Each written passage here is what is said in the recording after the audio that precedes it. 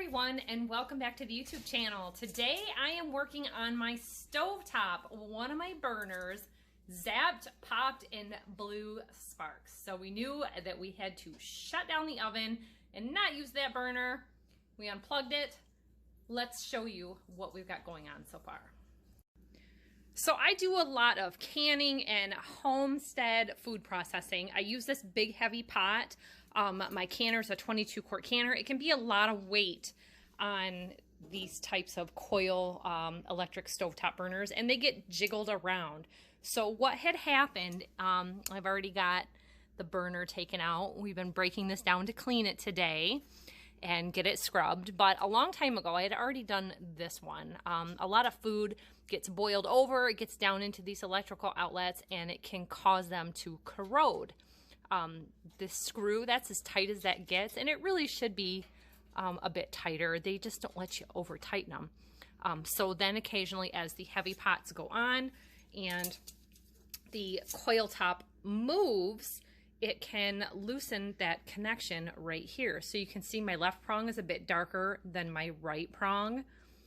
There's different styles of these as a replacement burner, and this is a version that you don't see a lot, but it's got a solid spade, and this type stays in contact a lot better. I'm going to be switching my range receptacle, and that is the block that it goes into on my back burner. So we have to cut this. We have to unplug the oven to make sure that everything's off, that there's no risk of an electrical shock. You don't want to be cutting wires with it plugged in. So these are an electrician's wire cutter and wire stripper. They're, multi sized right here for any size gauge wire that you have. There's built-in cutters in them as well. You can use needle nose pliers if you don't have this. It's just a lot easier for the wire stripping with this part. This range receptacle was about $14 at Lowe's by Smart Choice. You can order these on Amazon. You can get them right in the store in stock at Lowe's, which is really great. They are the only big box store that has these in stock. The coil top range heat inserts are pretty well available anywhere, and then your liners you can get anywhere. These are made of aluminum. They don't stay clean and shiny very long. I don't know why they don't make them in stainless steel, but with kids helping me cook, boilovers happen, and that loses its shiny newness within 3 months. I keep a backup pair on hand, so anytime my mother-in-law comes over, I can swap them out and the house looks clean, especially good in the holidays. Alrighty, we're gonna go ahead on with this. So to bring you up to speed with what I've done so far is with a Phillips screwdriver, you just take this screw out here, and that's holding this whole block mounting bracket on, which is one of these. This is the one that I took off here on the back side, and your new kit comes with 2 different size blocks. So you can see where this little tab hooks to your stove. It's slightly different. This one's a little shorter, this longer. Just hold them side by side. It's already mounted up on this one, and that is the same style. They give you 2 heat shrink sleeves, 2 wire nuts. A lot of times the wire nuts are orange, like this. They can be red or blue. In this case, they're giving it to you. Save your little screw. They don't give you that. And it's just a real small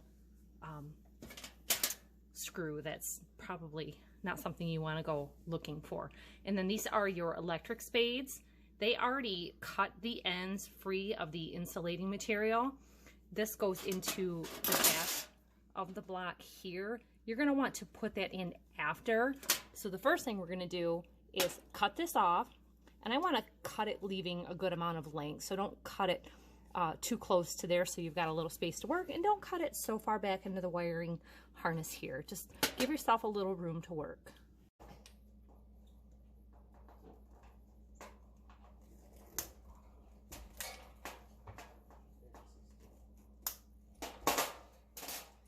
we're just going to take this off, put it aside. We're not going to use that again.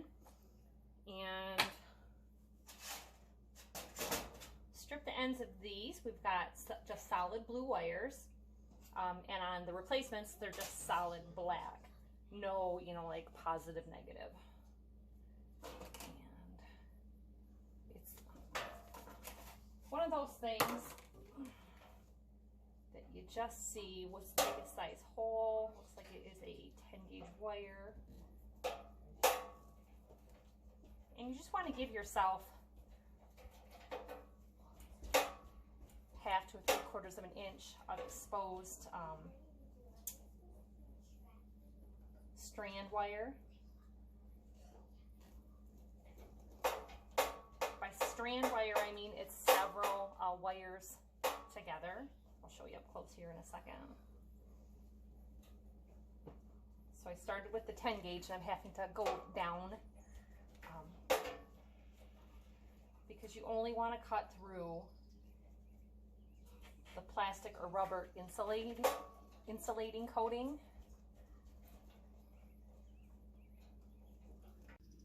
And by strand wire, this is what I mean. It's not a solid core wire. It's several strands put together. See that? All those little bits? There you go. So we are going to connect our 2 ends. And to do that,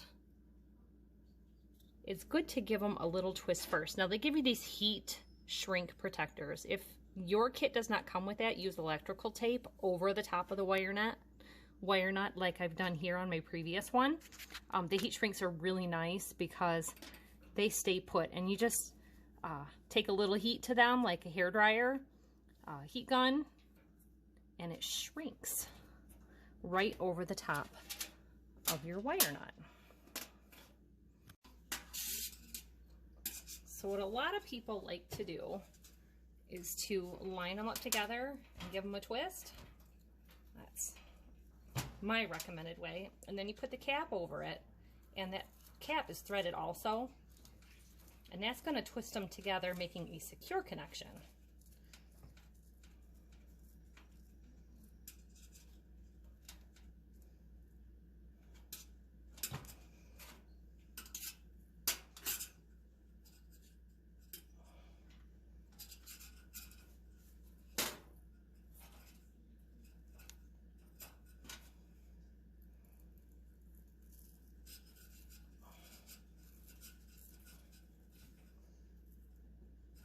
You can tell it's snug when it stops.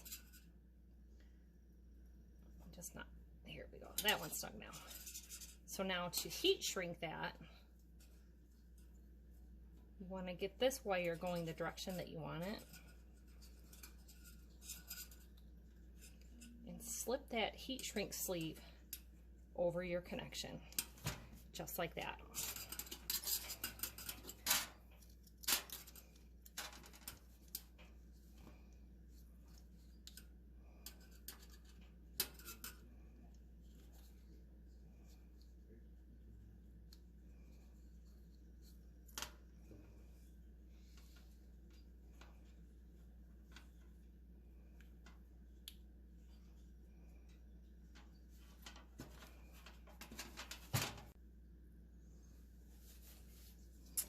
Okay, so now that is all connected there, and your spades, your connectors, just go into the back of your block. So you just push that in till it locks into place.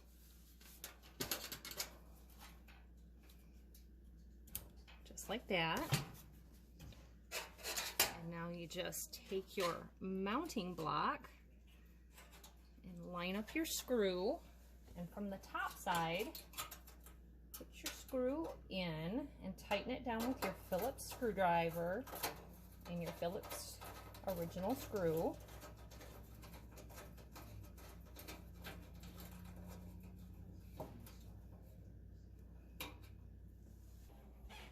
So now, before heat shrinking anything, you want to make sure that everything is working.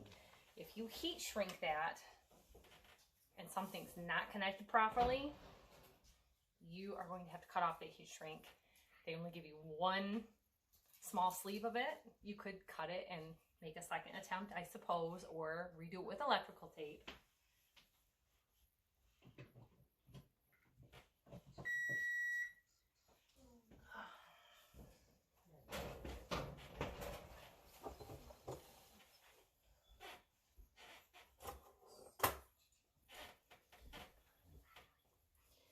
Now, a replacement coil receptacle is about $35 to $45.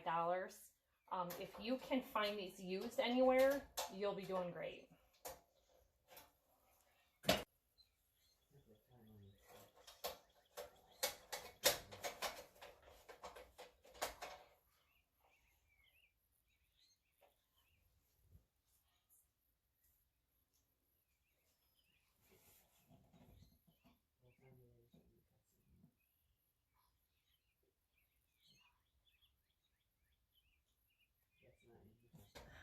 All right, we are all set. We are able to go ahead and heat shrink this and move on with our day. We didn't have to wait around for a repairman. We were able to do this all on our own. And when I say we were able to do it on our own, I was able to do it all on my own. A housewife, a mom, I've got kids all over the house, and I have been cooking on the 2 small burners and the large burner for a couple days, waiting to get to this repair so that I could strip it down proper and clean it. These types of videos really help homeowners a lot. Look up that appliance repair playlist. We have videos on the stove, the oven, the dishwasher, the garbage disposal, washer, dryer. There's furnace videos, air conditioning videos. Anything you could need to repair appliances in your own home can be there to help you. Remember to like, subscribe, thumbs up, buy us a cup of coffee with that PayPal tip over there on the side. We always appreciate it, and we'll see you next time. Bye-bye, and thanks for watching.